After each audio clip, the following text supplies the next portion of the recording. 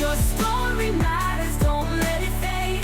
When everything changed, you were made. When everything changed, I saw that image with those 7 words on a friend's social media post. Keep biological males out of women's sports. The image was of swimmers diving into the pool at the start of a race, and each of them with labels. XX, except one that was labeled with an XY, referring to their biological chromosomes. That image and those 7 words made me question, who am I, for the 3rd time in my life? Do I stay quiet to protect myself from bigots and keyboard warriors? Do I silently suffer in my own pain and sadness to protect the comfort of my friend? Do I hide to protect my family from backlash? Something inside me said no. After seeing countless hateful posts about Leah Thomas, the Penn State women's swimmer who had just won the national championship as a transgender woman, I knew I had to speak up. Not because I'm a transgender person, but because I am a former college women's athlete and I have XY chromosomes. I'm someone with an intersex variation. And it was time for people to understand that gender, sex, and most things in life are not binary.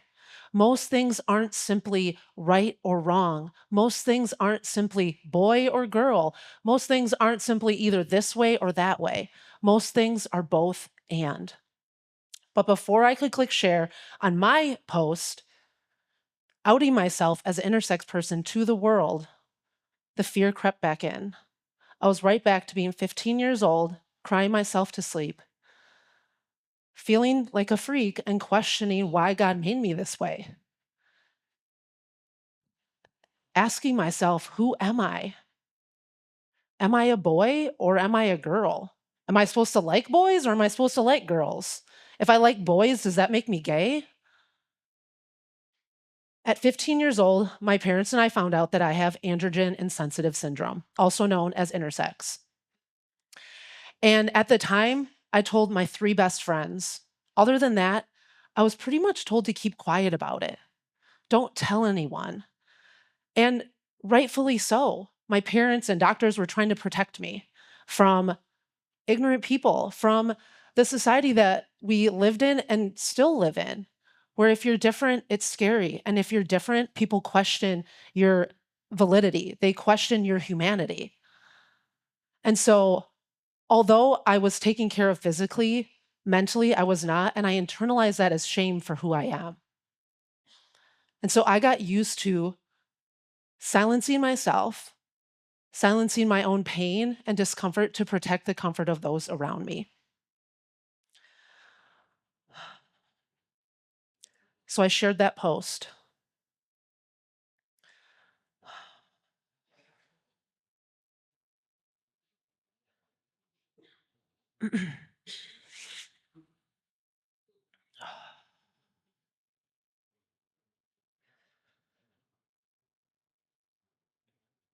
To be clear, no one should have to know this about me. I shouldn't have to share private medical information so publicly, private information so publicly. I shouldn't have to share this to gain empathy and compassion for intersex or transgender people. So why did I? For 2 reasons. One, the sheer rage and anger I had for all of the ignorant shit that I saw people saying about how transgender women were ruining women's sports, because they are not. And then there was the other piece, the healing journey I had been on for the last 3 years of my life after our son died in his sleep at 12 weeks old.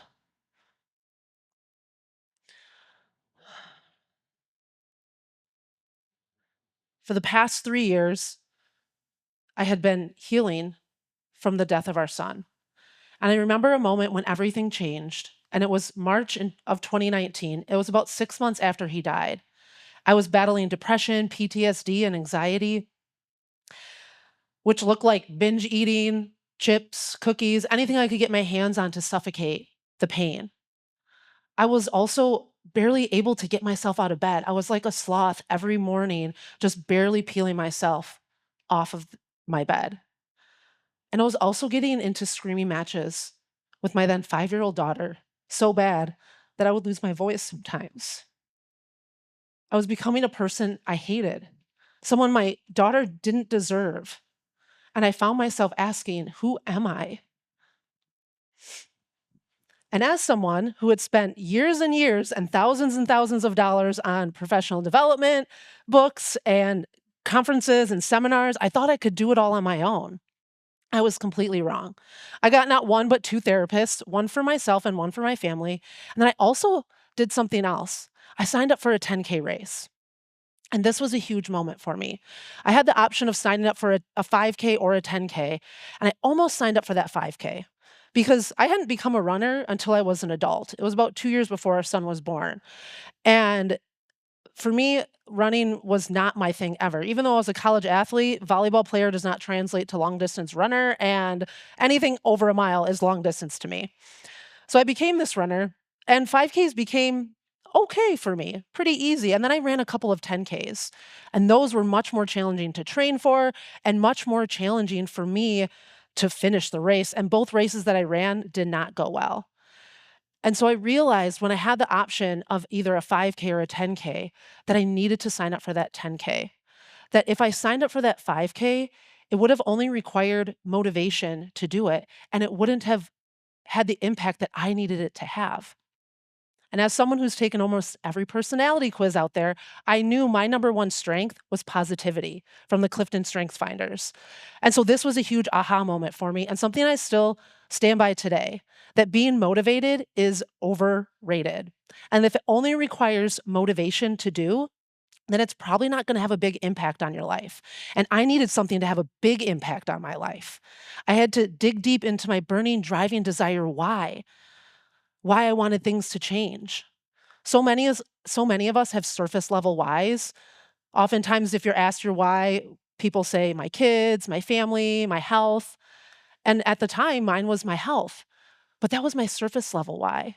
That was something that sounded good and I really truly wanted, but it wasn't enough to get me out of bed. It wasn't enough to stop binging. It wasn't enough to do the healing work. And so my burning driving desire why, that I call going 5 layers deep with your why, was that I wanted to feel like myself again. And I wanted to be the mom that my daughter deserved.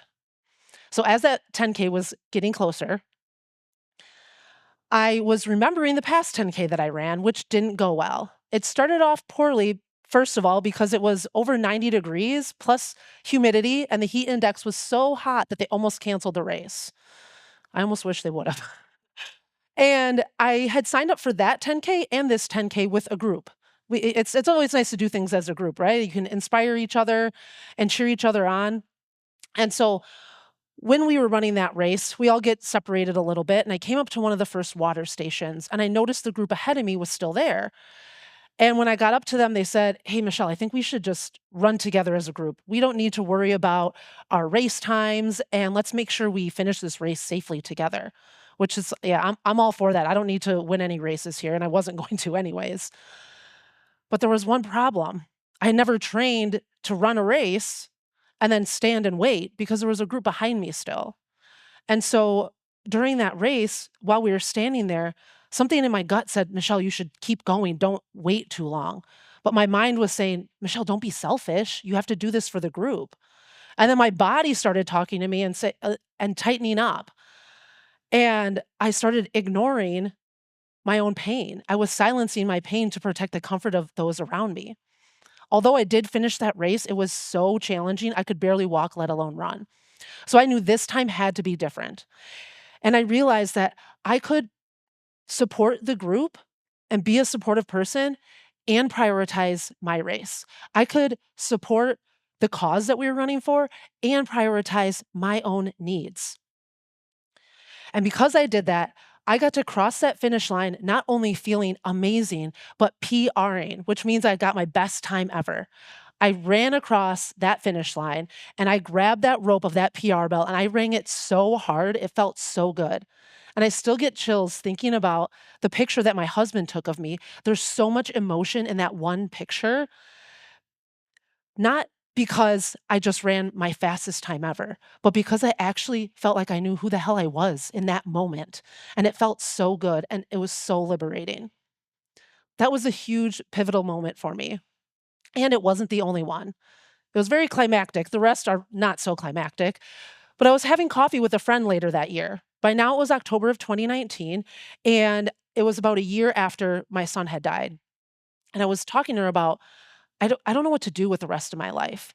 For the past 9 years, I had been a caretaker. I was nannying and then I did in-home daycare and I was taking care of my kids as well. And that was never a long-term plan for me, but it was something thought I was going to be doing for 5 more years with my son. But because that was taken away, I was now asking, what do I want for my life? And not just for my family, but for me.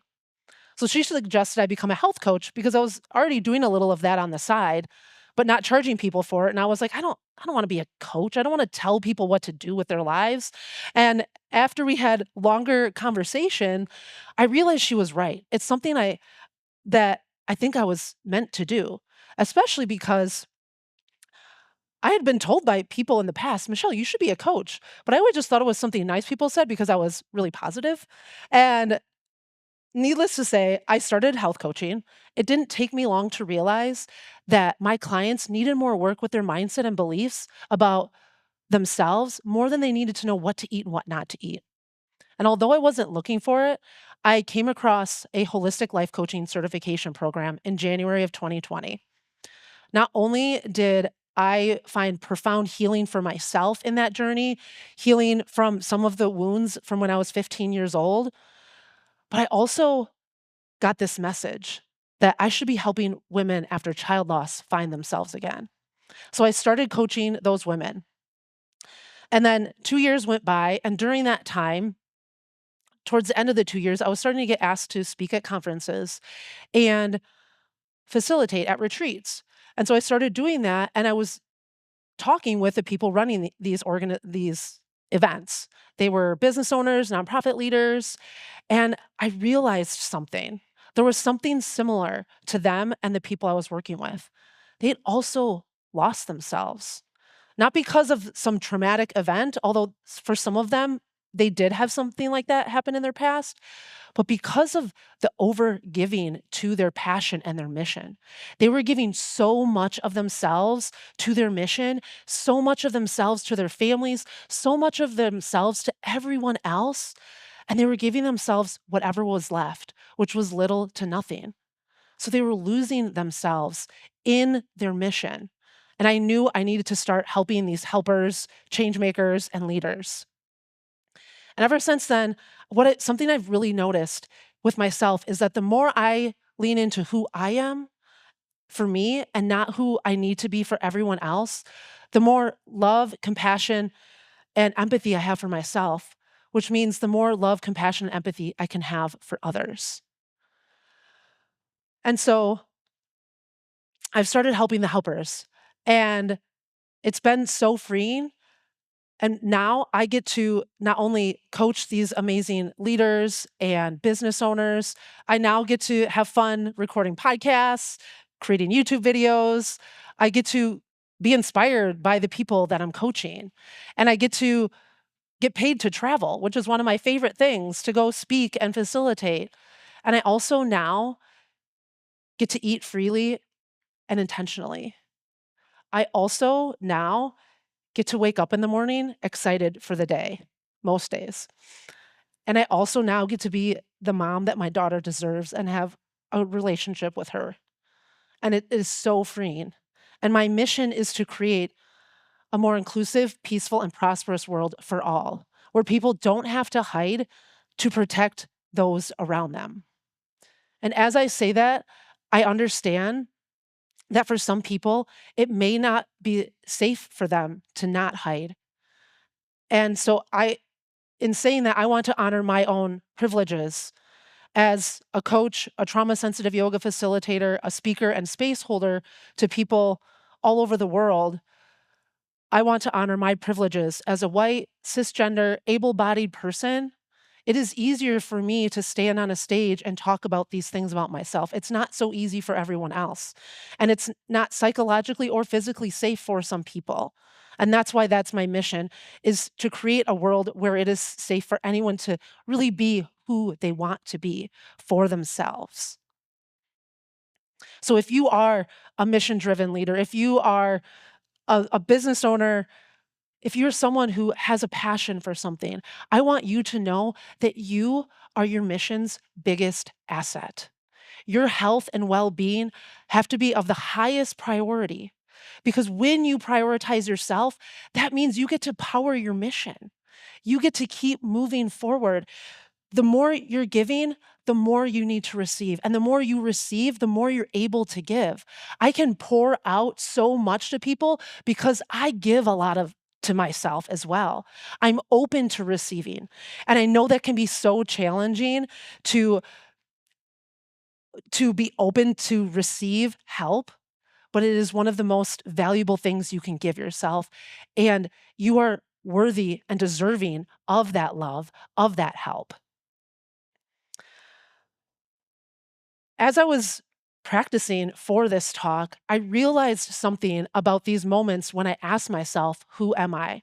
Something I never noticed before. This was just last week, that there was a couple differences. The first two times I asked myself, who am I? One was when I was 15 years old, and the other after my son had died. It was from this place of desperation, of this low place in my life of really being in fear and confusion and just the lowest places I have ever been. And some people may be at that place right now. But then this third time that I asked myself, who am I realized something. When I saw that image and those 7 words, I realized that when I asked myself, who am I? It came from a place of empowerment, of who do I want to be? Who do I want to be for myself? Who do I want to be for my daughter? And who do I want to be for my 15-year-old self that didn't have something like that? And so I'll leave you with these questions to ask yourself and reflect on. Are you being who you are meant to be?